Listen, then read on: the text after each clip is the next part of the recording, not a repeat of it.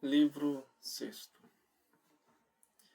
Já dissemos anteriormente que devemos escolher o meio termo e não o excesso ou a falta. E o que é o meio termo é conforme a reta razão. Examinemos agora esta última afirmação, reta razão, em todas as disposições que mencionamos.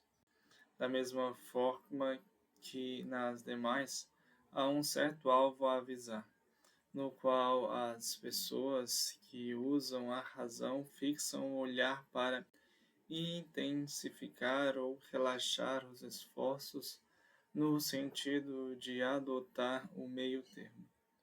E há um certo padrão determinando o meio termo, que dizemos situar-se entre o excesso e a falta, e ser conforme a reta razão. Mas esta afirmação, embora verdadeira, não é de forma alguma clara. De fato, não somente nesse caso, mas em todos os propósitos que assumem o caráter de ciência, é verdadeiro dizer que não devemos intensificar nem relaxar nossos esforços demasiadamente ou insuficientemente, mas até um ponto intermediário e de conformidade com a reta razão. Mas uma pessoa que apenas conhece esta verdade não é mais sábia por isso. Por exemplo, ela não sabe que remédios deve aplicar ao nosso corpo somente porque lhe disseram que usasse tudo o que a ciência médica ou seus conhecedores prescrevem. Por isso é necessário, a respeito das disposições da alma, que não somente esta afirmação tenha sido feita, mas também que se determine o que é a reta razão e qual é o padrão que a determina. Já dividimos as formas de excelência da alma e dissemos que umas são formas de excelência do caráter e outras do intelecto. Depois discutimos em detalhes as várias formas de excelência moral. Quanto às outras, falaremos em seguida, começando com algumas observações a propósito da alma. Dissemos antes que a alma se compõe de duas partes, uma dotada de razão e outra irracional. Agora façamos uma distinção semelhante em relação à parte dotada da razão. Partamos do pressuposto de que há duas faculdades racionais. Uma que nos permite contemplar as coisas cujos primeiros princípios são invariáveis e outra que nos permite contemplar as coisas passíveis de variação, com efeito no pressuposto de que o conhecimento se baseia em certa semelhança ou afinidade entre o jeito e o objeto das partes da alma apta a conhecer os objetos de espécies diferentes. Devem ser também especificamente diferentes.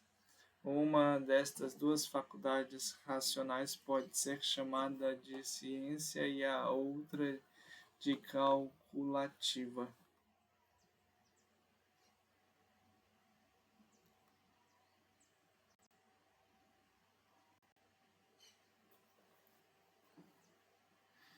Pois deliberar e calcular são a mesma coisa. Mas ninguém delibera sobre coisas invariáveis. A faculdade calculativa, portanto, é uma das faculdades da parte da alma dotada de razão. Devemos procurar saber, então, qual é a melhor disposição de cada uma dessas faculdades, pois esta disposição é a excelência de cada uma delas. A excelência de uma faculdade se relaciona com sua função específica.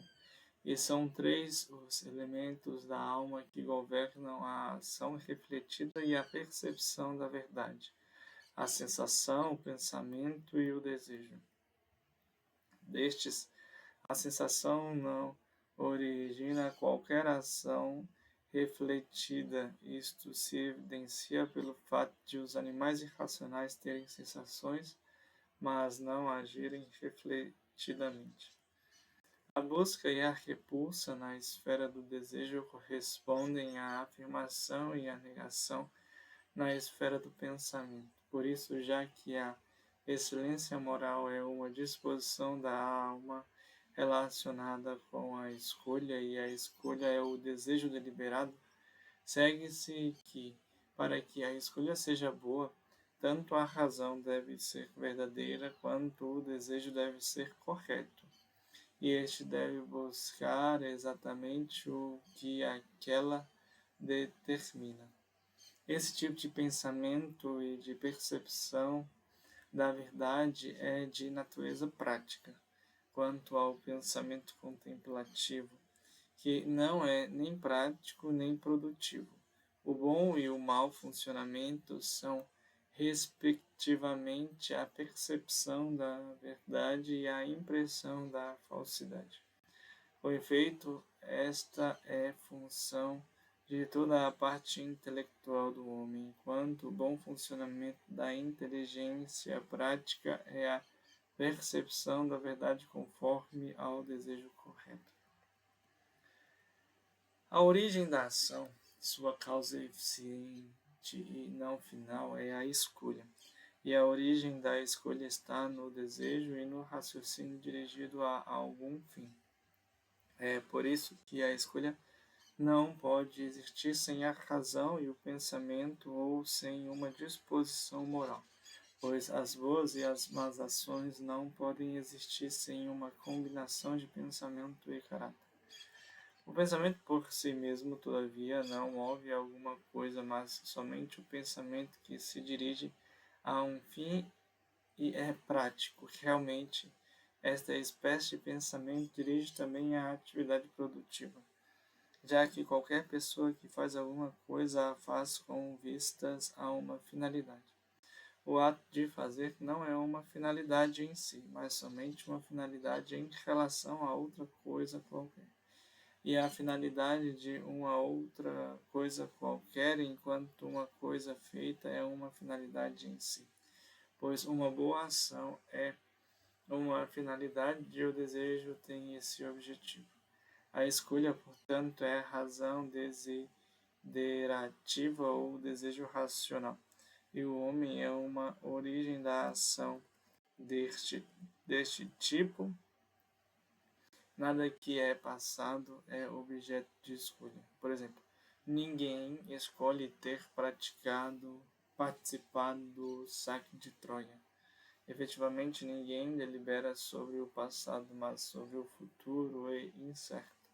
Enquanto o que passou não pode deixar de ter acontecido, logo Agaton está certo ao dizer: de apenas uma coisa o próprio Deus carece, dar por inexistente o que aconteceu. A função de ambas as faculdades intelectuais da alma é, então, a percepção da verdade. Consequente, suas respectivas formas de excelência moral são as disposições que melhor as capacitam a chegar à verdade. Conhecemos do princípio e discutamos novamente estas disposições. Partamos do pressuposto de que são 5 as disposições em virtude das quais a alma alcança a verdade por meio da afirmação ou da negação: a arte, a ciência, o discernimento e a sabedoria filosófica e a inteligência. Deixemos de lado o julgamento e a opinião, porque podem introduzir-nos em erros.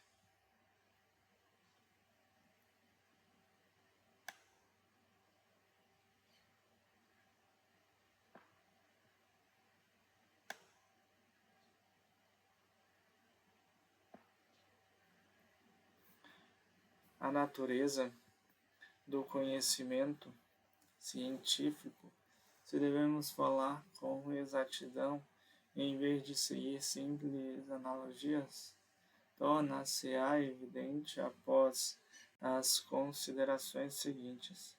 Todos supomos que aquilo que conhecemos cientificamente não é sujeito sequer a variações. Quanto às coisas sujeitas a variações, não sabemos, quando elas estão além de nossa capacidade de observação, se elas realmente existem ou não. O objetivo do conhecimento científico, portanto, existente necessariamente, ele é consequentemente eterno, pois todas as coisas cujas existência é absolutamente necessária são eternas. Ademais, considera-se que toda a ciência pode ser ensinada e tudo que é cientificamente conhecido pode ser aprendido. E todo o ensinamento parte do que já é conhecido, como sustentamos também em nossos analíticos, pois ele avança às vezes por indução e às vezes valendo-se do silogismo. Com efeito, a indução é o ponto de partida que o próprio conhecimento do universal propõe, enquanto o silogismo avança a partir dos universais. Há, portanto, pontos de partida que são o marco inicial do avanço do silogismo, e aos quais não se chega pelo silogismo. Logo é por indução que os atingimos. O conhecimento científico, então, é a disposição graças à qual podemos fazer demonstrações, e tem outras qualificações que especificamos nos analíticos. De fato, um homem possui conhecimento científico quando tem uma convicção a que chegou de certa maneira e conhece os pontos de partida, já que se os pontos de partida não lhe são melhor conhecidos do que a conclusão, ele terá o conhecimento apenas acidentalmente. Seja esta, então, nossa distinção do conhecimento científico. Entre as coisas variáveis estão incluídas as coisas feitas e as ações praticadas, pois fazer e agir são coisas diferentes. Quanto a esta distinção, mesmo as nossas obras destinadas ao público são confiáveis. Assim, a disposição racional pertinente à capacidade de agir é diferente da disposição racional pertinente à capacidade de fazer. Tampouco, uma delas é parte da outra, pois nem agir é fazer, nem fazer é agir. Já que a arquitetura é uma arte e é essencialmente uma disposição racional da capacidade de fazer, e não há arte alguma que não seja uma disposição relacionada com fazer, nem há qualquer disposição relacionada com fazer que não seja uma arte. A arte é idêntica a uma disposição da capacidade de fazer, envolvendo um método verdadeiro de raciocínio. Toda arte se relaciona com a criação e dedica-se a uma arte é estudar a maneira de fazer uma coisa que pode existir ou não, e cuja origem está em quem faz, e não na coisa feita. De fato, a arte não trata de coisas que existem ou passam a existir necessariamente, nem de coisas que existem ou passam a existir de conformidade com a natureza. Estas coisas têm sua origem em si mesmas. Já que há diferença entre fazer e agir, a arte deve relacionar-se com a criação e não com a ação. De certo modo, aliás, o acaso e a arte se relacionam com os mesmos objetos, como diz Agathon. A arte ama o acaso e o acaso a arte. Então, a arte, como já dissemos, é uma disposição relacionada com a criança envolvendo um modo verdadeiro de relacionar e a falta de arte, que é o contrário da arte. É também uma disposição relacionada com a criação, mas envolvendo um método falso de raciocinar, e ambas se relacionam com as coisas variáveis. Com referência ao discernimento, chegaremos à sua definição se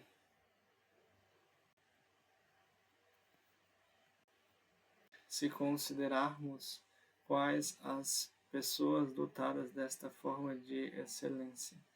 Pensa-se que é característico de uma pessoa de discernimento ser capaz de deliberar bem acerca do que é bom e conveniente para si mesma, não em relação a um aspecto particular, por exemplo, quando se quer saber quais as espécies de coisas que concorrem para a saúde e para o vigor físico, e sim acerca das espécies de coisas que nos levam a viver bem de um modo geral. A evidência disso é o fato de dizermos que uma pessoa é dotada de discernimento em relação a algum aspecto particular quando ela calcula bem com vistas a algum objetivo bom, diferente daqueles que são o objetivo de uma arte qualquer. Consequentemente, no sentido mais geral, a pessoa capaz de bem deliberar é dotada de discernimento. Mas ninguém delibera acerca das coisas invariáveis, nem acerca de ações que não podem ser praticadas. Portanto, uma vez que o conhecimento científico envolve demonstração, mas não pode haver demonstração de coisas cujo princípios são variáveis, porque tudo nelas é variável e porque é impossível deliberar acerca de coisas que são como são por necessidade. O discernimento não pode ser conhecimento científico nem arte. Ele não pode ser ciência, porque aquilo que se refere às ações admite variações, nem arte, porque agir e fazer são coisas de espécies diferentes. A alternativa restante, então, é que ele é uma qualidade racional que leva à verdade no tocante às ações relacionadas com as coisas boas ou más para os seres humanos. De fato, enquanto fazer ter uma finalidade diferente do próprio ato de fazer, a finalidade na ação não pode ser senão a própria ação, pois agir é uma finalidade em si. E por esta razão que pensamos que homens como Péricles têm discernimento, porque podem ver o que é bom para si mesmos e para os homens em geral. Consideramos que as pessoas capazes de fazer isso são capazes de bem dirigir as suas casas e cidades. E esta explicação do nome moderação, que significa preservar o discernimento, o que a moderação preserva é a nossa convicção quanto nosso bem, pois o prazer e o sofrimento, na verdade, não destroem todas as convicções. Por exemplo, eles não destroem a convicção no sentido de que o triângulo tem ou não tem seus ângulos iguais aos de dois triângulos retos, mas somente convicções acerca de atos a praticar. Efetivamente, os primeiros princípios das ações que praticamos estão na finalidade a que elas visam, mas as pessoas desgastadas pelo prazer e pelo sofrimento fracassam inteiramente quando se trata de discernir qualquer destes primeiros princípios. De discernir que, por causa destes, por estes, elas devem escolher e praticar todos os atos que elas escolhem e praticam, pois a deficiência moral destrói os primeiros princípios. O discernimento deve ser, então, uma qualidade racional que leva à verdade no tocante às ações relacionadas com os bens humanos. Mas, além disso, embora haja uma excelência em matéria de arte, não há tal excelência em matéria de discernimento.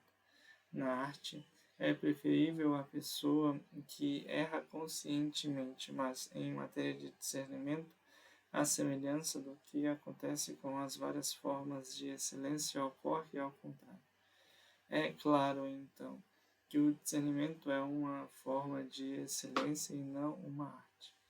Havendo, portanto, duas partes da alma dotadas de razão, o discernimento deve ser uma forma de excelência de uma das duas, ou seja, da parte que forma opiniões, pois a opinião se relaciona com o que é variável, da mesma forma que o discernimento. O discernimento, entretanto, não é apenas uma qualidade racional, e isso é evidenciado pelo fato de se poder deixar de usar uma faculdade puramente racional, mas não discernimento. O conhecimento científico é o julgamento acerca de coisas universais e necessárias, e as verdades demonstradas e todo o conhecimento científico envolve raciocínio. São derivados dos primeiros princípios. Sendo assim, o primeiro princípio do qual deriva o que é cientificamente conhecido não pode ser um objeto do conhecimento científico, nem da arte, nem do discernimento, pois aquilo que pode ser cientificamente conhecido pode ser demonstrado, e a arte e o discernimento tratam de coisas variadas. Estes primeiros princípios não são tampouco objetos da sabedoria filosófica, pois é uma característica do filósofo chegar a ser certas coisas através da demonstração. Se então as disposições da alma que nos permitem atingir a verdade, que nunca nos enganam a propósito das coisas invariáveis, ou mesmo das variáveis, são o conhecimento científico, o discernimento, a sabedoria filosófica e a inteligência, e se a dispõe da alma que nos permite aprender os primeiros princípios. Não pode ser qualquer das três, isto é, discernimento, conhecimento científico e sabedoria filosófica. A alternativa restante é que os primeiros princípios são aprendidos pela inteligência. A palavra sabedoria é usada nas artes para assinalar os mestres mais perfeitos em suas respectivas artes. Por exemplo, Feidias como escultor em geral e Pericleito como um escultor de figuras humanas. E neste sentido, nada mais queremos dizer como sabedoria neste caso, do que excelência artística, mas pensamos que algumas pessoas não sábias em geral, e não em alguma esfera particular, nem sábias em algo mais, como diz Homero no Margit. Os deuses não fizeram dele um cavador, nem mesmo um arador, nem sábio em algo mais.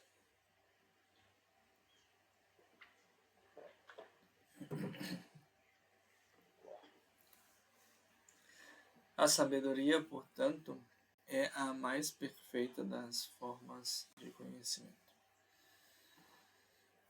Consequentemente, o sábio não deve apenas saber o que decorre dos primeiros princípios. Ele deve também ter uma concepção verdadeira acerca dos propósitos dos próprios primeiros princípios. Logo, a sabedoria deve ser uma combinação da inteligência com o conhecimento, um conhecimento científico consumado das coisas mais sublimes. Com efeito, seria absurdo pensar que a ciência política ou o discernimento é o melhor conhecimento, já que o homem não é o que há de melhor no universo. Se o que é saudável ou bom é diferente para os homens e os peixes, mas o que é branco ou reto é sempre o mesmo. Qualquer pessoa diria que o que é sábio é sempre o mesmo, mas o que é objeto de discernimento pode diferir. Realmente, é as pessoas que consideram da melhor maneira as matérias relativas a si mesmas que atribuímos o discernimento, e é a elas que confiaremos tais matérias. Por isso dizemos que mesmo alguns animais inferiores têm discernimento.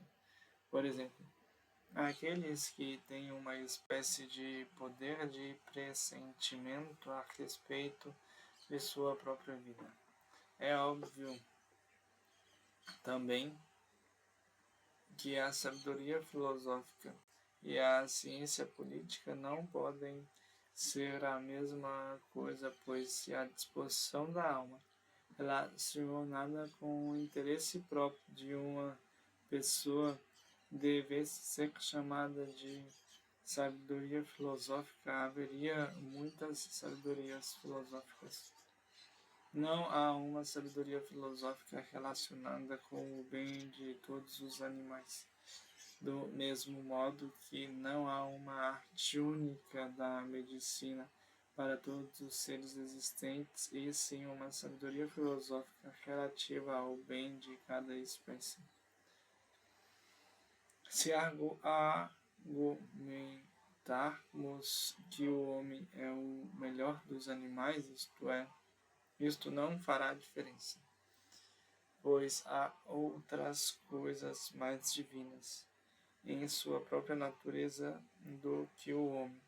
Os corpos que constituem o universo são o exemplo mais evidente desta afirmação. Das considerações precedentes resulta então a evidência de que a sabedoria filosófica é uma combinação do conhecimento científico com a inteligência, que permite perceber o que há de mais sublime na natureza. Por isso, dizemos que Anaxagoras, Tales e homens como eles têm sabedoria filosófica, mas não discernimento, quando vemos que eles ignoravam aquilo que lhes era vantajoso. E também dizemos que eles conheciam coisas extraordinárias, maravilhosas, difíceis e até divinas, mas inúteis, porque eles não procuravam os bens humanos. O discernimento, por outro lado, relaciona-se com as ações humanas e coisas acerca das quais é possível deliberar. De fato, dizemos que deliberar bem é, acima de tudo, a função das pessoas de discernimento, mas ninguém delibera a respeito de coisas invariáveis, ou de coisas cuja finalidade não seja um bem que possamos atingir mediante a ação. As pessoas boas, de um modo geral, são as capazes de visar calculadamente ao que há de melhor para as criaturas humanas, nas coisas passíveis de ser atingidas mediante a ação. Tampouco o discernimento se relaciona somente com os universais. Ele deve também levar em conta os particulares, pois o discernimento é prático e a prática se relaciona com os particulares. É por isso que as pessoas ignorantes são às vezes mais práticas do que as outras que sabem, pois se uma pessoa soubesse que os alimentos leves são mais facilmente digeríveis e, portanto, saudáveis, não mais soubesse que as espécies de alimentos mais leves não seriam provavelmente capazes de restaurar a saúde. Por outro lado, é provável que uma pessoa ciente de que a galinha é um alimento leve restaure a saúde. O discernimento se relaciona também com a ação, de modo que as pessoas devem possuir ambas as suas formas, ou melhor, mais conhecimento dos fatos particulares que o conhecimento dos universais. Mas também aqui deve haver alguma faculdade dominante. A ciência política e o discernimento correspondem à mesma qualidade da alma. Sua essência, porém, não é a mesma. No caso da sabedoria, relaciona-se com assuntos da cidade. A forma de discernimento que desempenha o papel dominante é a ciência legislativa, enquanto a que se relaciona com os casos particulares é conhecida pela denominação genérica de ciência política. Esta é pertinente à ação e à deliberação, pois um decreto é algo a ser cumprido sob a forma de um ato individual. É por isso que se diz que somente os mestres nessa arte participam da política, pois somente eles agem da mesma forma que um trabalhador manual. O discernimento também se identifica particularmente com a espécie de conhecimento relacionada com a própria pessoa, ou seja, com o indivíduo. Toda espécie é conhecida pela denominação genérica de discernimento das outras espécies. Uma é chamada economia doméstica, a outra legislação, a terceira política, e destas última uma parte é chamada deliberada e a outra judicial. Sendo assim, saber o que é bom para si mesmo será uma espécie de conhecimento, mas esta espécie é bem diferente das outras, e se considera que as pessoas que conhecem seus próprios interesses e se dedicam a eles têm discernimento, ao passo que os políticos são considerados intrometidos. Daí as palavras de Eurípides. Mas como poderia eu considerar-me um homem de discernimento em cuja vida podia ser tranquila, um número entre muitos e tendo a mesma participação? Quem quer galgar alturas, ter coisas demais. As pessoas que pensam deste modo buscam seu próprio bem e pensam que deve agir assim.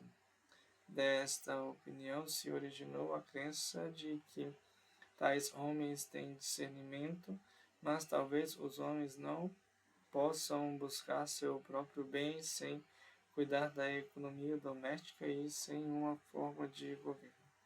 Além disso, a maneira de buscarmos nosso próprio bem não é clara e deve ser investigada.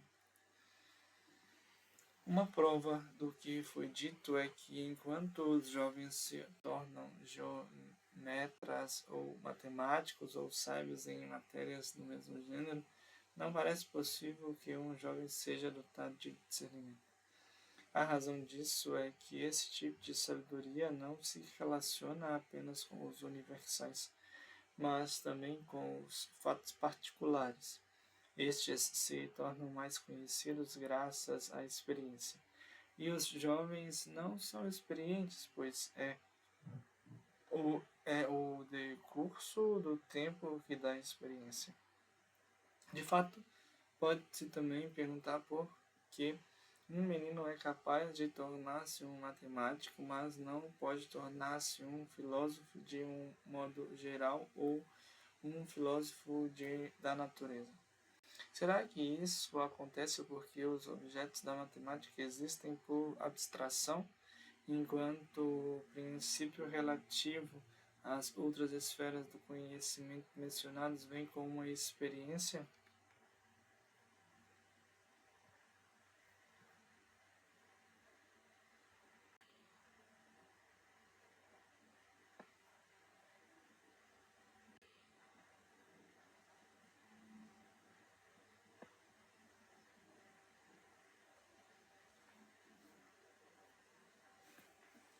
Porque os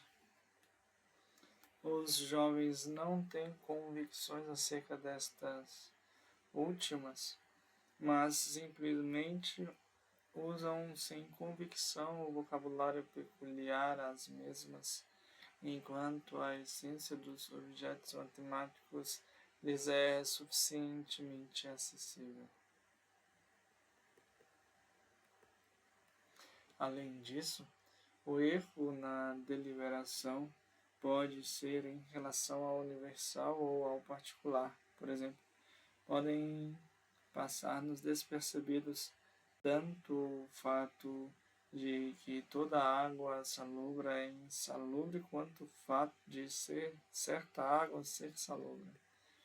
É evidente que o discernimento não é conhecimento científico, pois, como já dissemos, ele se relaciona com o fato particular fundamental, já que a ação a ser praticada é desta natureza. Ele difere então da inteligência, pois a inteligência precede definições para as quais não há uma razão, enquanto o discernimento se relaciona com o fato particular fundamental, que é objeto não de conhecimento científico, mas de percepção, e não da percepção de qualidade pertinente a um determinado sentido, mas da percepção pela qual apreendemos. Por exemplo, que a figura fundamental da matemática é o triângulo. Realmente, nesta direção também haverá um limite, mas isso se aplica mais à percepção que ao discernimento, embora se trate de outra espécie de percepção e não daquela que aprende as qualidades pertinentes a cada sentido. Devemos também determinar a natureza da excelência na deliberação e procurar saber se ela é uma espécie de conhecimento ou de opinião, ou de capacidade de conjecturar, ou algo especificamente diferente de tudo isso. Conhecimento científico ela não é, pois não se investiga acerca de coisas conhecidas, enquanto a excelência na deliberação é uma espécie de deliberação, e quem delibera investiga e calcula. Tampouco ela é capacidade de conjecturar. Com efeito, esta não pressupõe raciocínio e opera rapidamente, ao passo que a deliberação consome muito tempo. Tanto que se diz que devemos tirar rapidamente as conclusões a partir de nossas deliberações, mas devemos deliberar devagar. Outro sim, a vivacidade de espírito é diferente da excelência na deliberação, que é uma forma da capacidade de conjecturar. A excelência na deliberação não é tampouco qualquer forma de opinião, mas uma vez que as pessoas que deliberam mal cometem erros, enquanto as que deliberam bem deliram corretamente. A excelência na deliberação é obviamente uma espécie de correção, embora não seja correção de conhecimento nem de opinião, pois não existe correção de conhecimento. já que não existem erros de conhecimento. E a opinião correta é a verdade. Ao mesmo tempo, tudo o que é objeto de opinião já está determinado. Além disso, a excelência na deliberação envolve raciocínio. A alternativa restante, então, é que a excelência na deliberação é pensar corretamente. De fato, o pensamento ainda não é uma afirmação, porquanto, embora a própria opinião não seja investigação, mas já tenha chegado ao nível de afirmação. A pessoa que está deliberando, quer delibere bem, quer delibere mal, está investigando e calculando algo. Mas a excelência na deliberação é uma forma de correção na deliberação. E, portanto, devemos investigar primeiro o que é a deliberação e quais são os objetos de deliberação. Mas correção nesse contexto é um termo ambíguo e, obviamente, nem toda espécie de correção na deliberação é excelência na deliberação. Com efeito, as pessoas incontinentes e más poderão, graças aos seus cálculos, atingir o objetivo que se propõe e, portanto, terão deliberado corretamente. Embora tenham trazido um grande mal para si mesmas, mas chegando à conclusão de que deliberar bem é bom, porque esta espécie de correção na deliberação é a excelência na deliberação, ou seja, na deliberação que tende a chegar ao que é bom. É possível, entretanto, chegar ao bem com o silogismo falso e fazer o que deve ser feito, mas não pelos meios corretos, por ser falsos o termo médio. Portanto, esta disposição que leva alguém a chegar à conclusão certa, mas não apenas meios certos, ainda não é a excelência na deliberação. Ademais, uma pessoa pode chegar à conclusão correta por meio de longa deliberação, enquanto outra pode fazê-lo rapidamente. Logo, no primeiro caso, ainda não chegamos à excelência na deliberação, que é a correção a respeito daquilo que é conveniente, ou seja, correção quanto à finalidade, a maneira e o tempo consumido na deliberação. Mas ainda é possível ter deliberado bem de um modo geral, ou relativamente a uma finalidade particular. Excelência na deliberação em geral. Então aquilo que leva a resultados corretos com referência à finalidade em geral. A excelência na deliberação em particular é aquilo que leva a resultados corretos com referência a uma finalidade particular. Portanto, se é característico das pessoas de discernimento deliberar bem, a excelência na deliberação será a correção na deliberação a respeito do que conduz a uma finalidade cuja concepção verdadeira constitui o discernimento.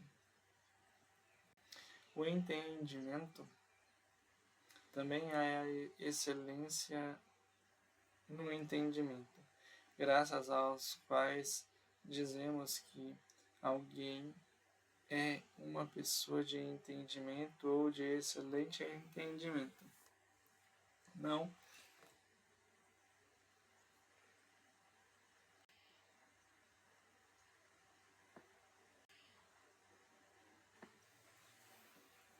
são totalmente a mesma coisa que o conhecimento científico ou a opinião.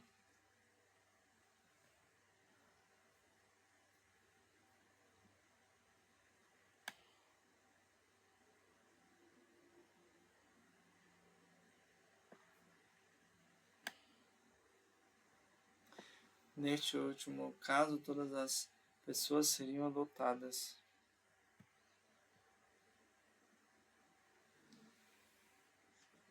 de entendimento. Nem são qualquer uma das ciências particulares, como a medicina,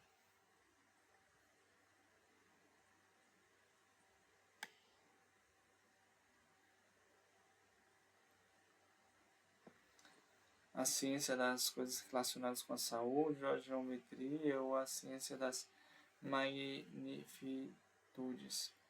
Efetivamente, o entendimento não se relaciona com as coisas que existem para sempre e são imutáveis, nem com qualquer uma das coisas que passam a existir, mas com as coisas sobre as quais podemos ter dúvida e podemos deliberar.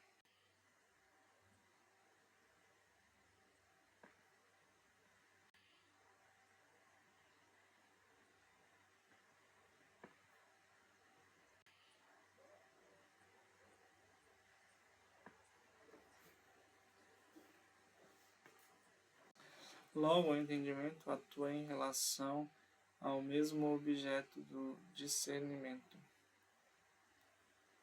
Mas o entendimento e o discernimento não são a mesma coisa. De fato, o discernimento emite ditames, já que as ações que devemos ou não devemos praticar são uma finalidade, ao passo que o entendimento apenas julga.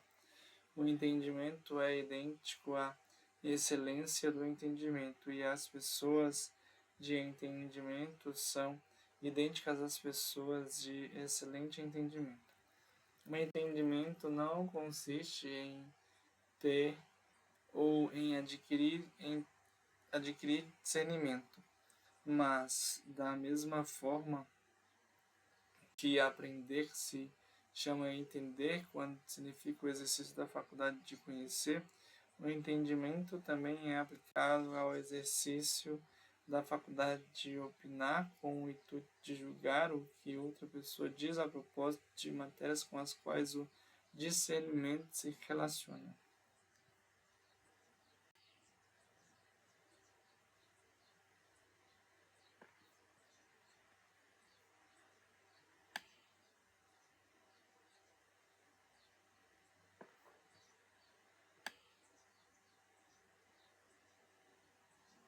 E de julgar acertadamente, pois bem e acertadamente são a mesma coisa.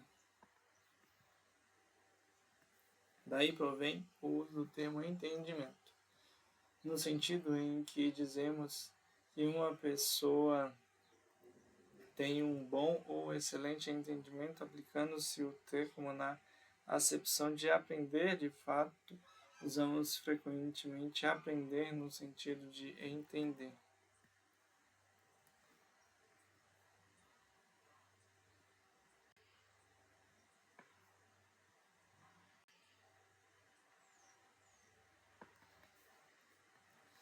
Chamamos de julgamento, isto é, a faculdade graças à qual dizemos que uma coisa julga compreensivamente a percepção acerca do que é equitativo. Uma prova disso é o fato de dizermos que uma pessoa equitativa é mais que todas as outras. Um juiz compreensivo é identificamos a equidade com o julgamento compreensivo acerca de certos fatos. E julgamento compreensivo é o julgamento no qual está presente a percepção do que é equitativo e de maneira acertada. E julgar acertadamente é julgar segundo a verdade. Então, é razoável dizer que todas as disposições recém-examinadas convergem para o mesmo ponto. Com efeito, quando falamos de julgamentos, de entendimento, de discernimento e de inteligência, atribuímos às mesmas pessoas a posse da faculdade de julgar e dizemos que elas chegaram à idade da razão e têm discernimento e entendimento, pois todas estas disposições se relacionam com o fundamento e com o particular. E ser uma pessoa de entendimento e compreensiva consiste em ser capaz de julgar acertadamente os fatos a propósito dos quais se demonstra discernimento. Porque os atos equitativos são comuns a todas as pessoas boas em sua conduta nas relações com outras pessoas. Por outro lado, todas as ações que devemos praticar estão incluídas entre os fatos particulares e fundamentais, pois não somente as pessoas dotadas de discernimento devem conhecer os fatos particulares, como o entendimento e o julgamento também se relacionam com ações a ser praticadas, e estas são fatos fundamentais. E a inteligência se relaciona com o fundamental em ambas as direções, pois tanto as definições primárias quanto os fatos fundamentais são apreendidos pela inteligência e não se chega a eles pelo raciocínio. Nas demonstrações, a inteligência aprende os fatos fundamentais e variáveis, ou seja, a premissa menor, já que os fatos fundamentais e variáveis são os pontos iniciais a partir dos quais inferimos as finalidades, porquanto chegamos aos universais a partir dos particulares. Devemos, todavia, ter a percepção destes, e esta percepção é a inteligência. Por isso, a inteligência é, ao mesmo tempo, princípio e fim, já que as demonstrações se fazem a partir destes e acerca destes. É por isso que se pensa que estas disposições são dotes naturais e que uma pessoa é um juiz compreensivo, ou tem bom entendimento, ou é inteligente por natureza, ao passo que ninguém é filósofo por natureza. Essas circunstâncias se evidenciam pelo fato de pensarmos que tais disposições são concomitantes com determinadas idades, pois dizemos que ao atingir certa idade uma pessoa deve ter inteligência e ser um juiz compreensivo, querendo significar que tais disposições nos chegam naturalmente. Devemos, portanto, estar atentos às asserções não demonstradas e às opiniões de pessoas experientes e idosas, ou de pessoas dotadas de discernimento, não menos que as demonstrações, pelo fato de a experiência lhes ter dado como que um outro olho elas veem corretamente. Acabamos de discutir o que são o discernimento e a sabedoria filosófica e os assuntos com os quais estas disposições da alma se relacionam, e dissemos que cada uma dessas disposições é a excelência de uma parte diferente da alma. Pode haver dúvidas quanto à utilidade destas disposições da alma. Com efeito, a sabedoria filosófica não se preocupa com qualquer dos meios que contribuem para tornar um homem feliz, já que ela não indaga como as coisas passam a existir. E embora o discernimento tenha esta preocupação, para que necessitamos dele. O discernimento é a disposição da alma relacionada com o que é justo, nobilitante e bom para as pessoas. Mas estas são as coisas que o homem bom faz naturalmente, e não seremos mais capazes de agir bem somente por conhecê-las, já que as várias formas de excelência moral são disposições do caráter. De maneira idêntica, no caso do conhecimento daquilo que é bom para a saúde e para o vigor físico, Usamos estas palavras para significar não o que produz saúde e vigor, mas o que decorre da saúde e do vigor. Não nos tornamos mais capazes de desfrutar de mais saúde e vigor apenas por conhecer a ciência da medicina ou os exercícios físicos. Se, por outro lado, tivermos de dizer que uma pessoa deve ser dotada de discernimento, não com vistas a conhecer as verdades morais, mas com vistas a tornar-se boa, o discernimento não terá qualquer utilidade para as pessoas que já forem boas. Além disso, ele não terá qualquer utilidade para as pessoas carentes de excelência moral, pois tanto faz que elas mesmas tenham discernimento quanto que obedeçam a outras pessoas que o tenham. E nos bastará fazer o que fazemos no caso da saúde. Neste caso, embora desejemos ser saudáveis, nem por isso aprendemos a arte da medicina.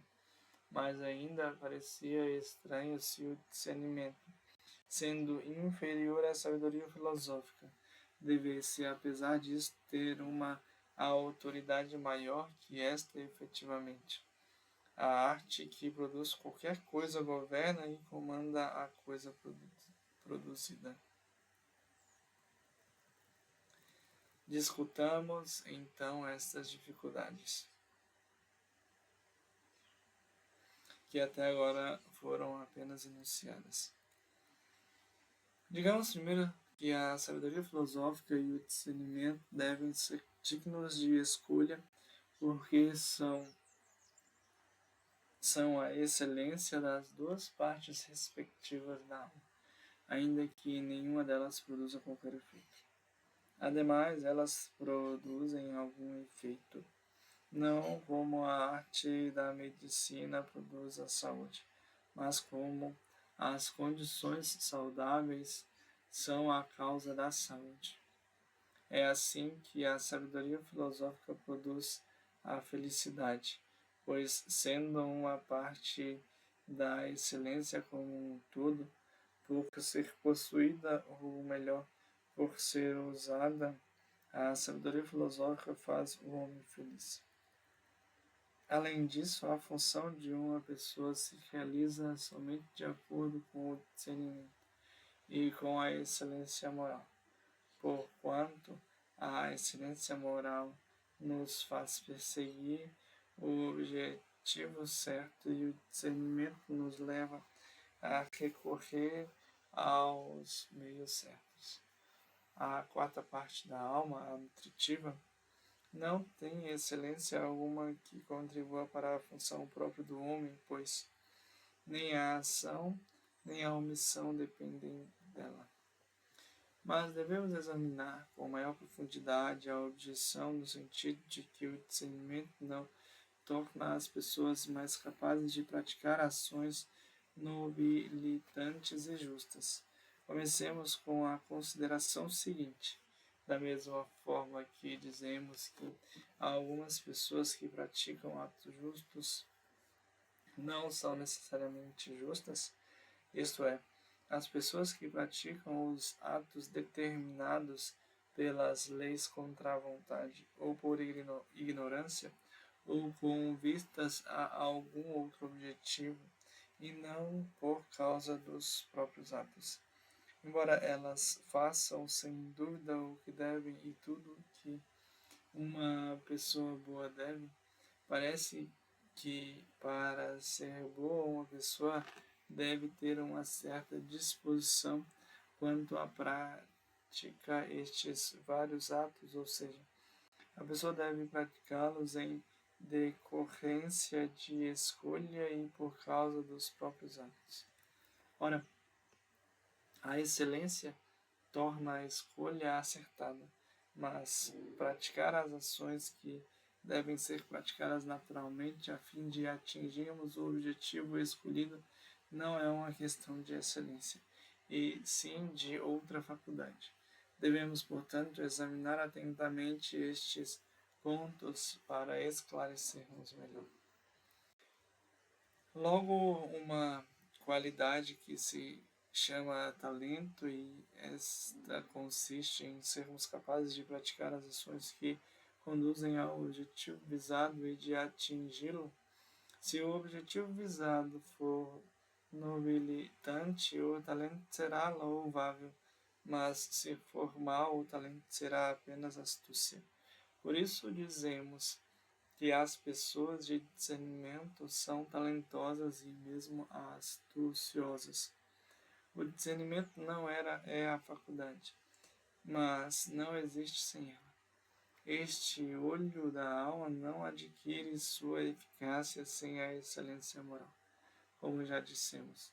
E é evidente, de fato, as inferências dedutivas relacionadas com os atos a praticar pressupõem um ponto de partida, por exemplo, já que a natureza do objetivo, ou seja, o que é melhor é esta, seja ela qual for, pois para argumentar podemos considerá-la como quisermos, e isto é evidente apenas para as pessoas boas, pois a deficiência moral nos perverte e faz com que nos enganemos acerca dos pontos de partida da ação. É obviamente impossível, portanto, ser dotado de discernimento sem ser bom. Devemos então examinar mais uma vez a excelência moral, pois o que ocorre com ela tem estreita analogia com o que acontece com o discernimento em sua relação com o talento. O discernimento e o talento não são a mesma coisa, mas são coisas semelhantes. E a excelência natural se relaciona de maneira idêntica com a excelência em sentido estrito. Realmente, todos pensamos que cada tipo de caráter, de certo modo, contradiz naturalmente com quem o possui, pois desde o momento exato do nascimento nós seríamos justos, ou dotados de autodomínio, ou corajosos, ou teríamos outras qualidades morais. Não obstante, esperamos descobrir que o que verdadeiro bem é algo diferente e que as várias formas de excelência moral no sentido estrito condizem conosco de outra maneira. De fato, até as crianças e os animais selvagens possuem as disposições naturais, mas sem a razão elas podem evidentemente ser nocivas. De qualquer modo, parece bastante óbvio que uma pessoa pode ser introduzida em erros pelas disposições naturais, da mesma forma que um corpo pesado, destruído de visão, pode chocar-se violentamente com obstáculos por lhe faltar a visão. Acontece o mesmo na esfera moral, mas se uma pessoa de boa disposição natural dispõe de inteligência, passa a ter excelência em termos de conduta, e a disposição que antes tinha apenas a aparência de excelência moral passa a ser excelência moral no sentido estrito. Portanto, da mesma forma que na parte de nossa alma que forma opiniões, há dois tipos de qualidades, que são o talento e o discernimento. Na parte moral, também há dois tipos, que são a excelência moral natural e a excelência moral no sentido estrito.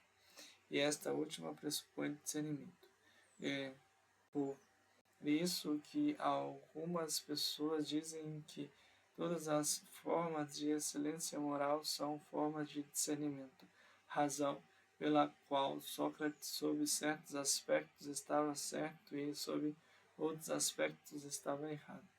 Com efeito, pensando que todas as formas de excelência moral são formas de discernimento, ele estava errado mas dizendo que a excelência moral pressupõe discernimento, ele estava certo.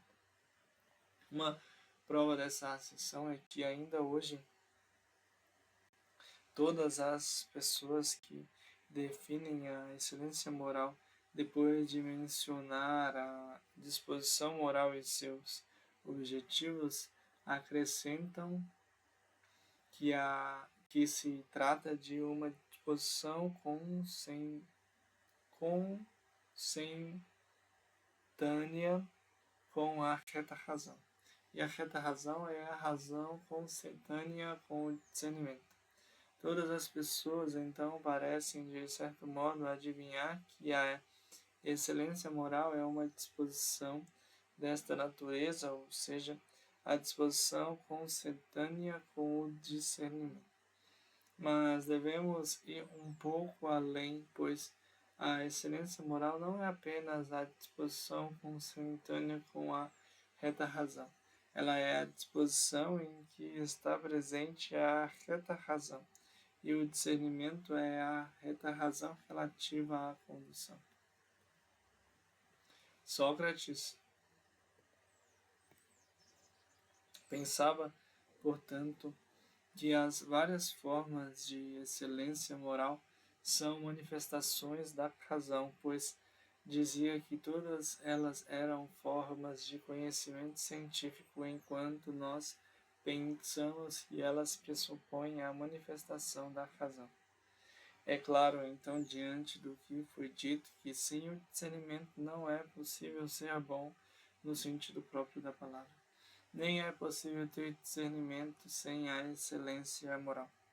Desta maneira, podemos também refutar o argumento dialético segundo o qual se pode sustentar que as várias formas de excelência moral existem separadamente uma das outras. Poder-se-ia dizer que a mesma pessoa não é dotada da melhor maneira pela natureza para a prática de todas as formas de excelência moral, de tal modo que ela se teria adquirido uma enquanto ainda não tinha adquirido outra.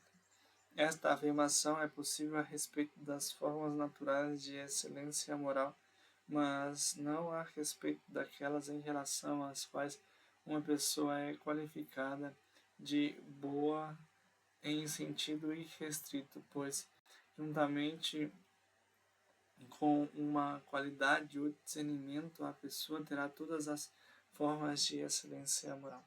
E é óbvio que, ainda que o discernimento não tivesse qualquer valor prático, teríamos necessidade dele porque ele é a forma de excelência moral da parte do nosso intelecto a qual ele convém.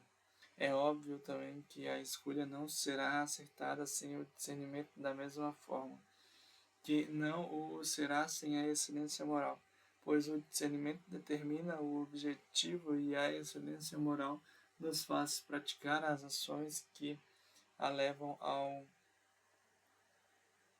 objetivo determinado. Mas apesar disso, o discernimento não tem o primado sobre a sabedoria filosófica, isto é, sobre a parte mais elevada do nosso intelecto. Da mesma forma que a arte da medicina não tem um primado sobre a saúde, pois a arte da medicina não usa a saúde, mas se esforça para que ela exista. Ela emite ordens, então, no interesse da saúde, mas não dá ordens à saúde. Mas ainda sustenta o primato do discernimento e que valeria a dizer que a ciência política comanda até os deuses porque ela emite ordens acerca de todos os assuntos da cidade. Paz e bem.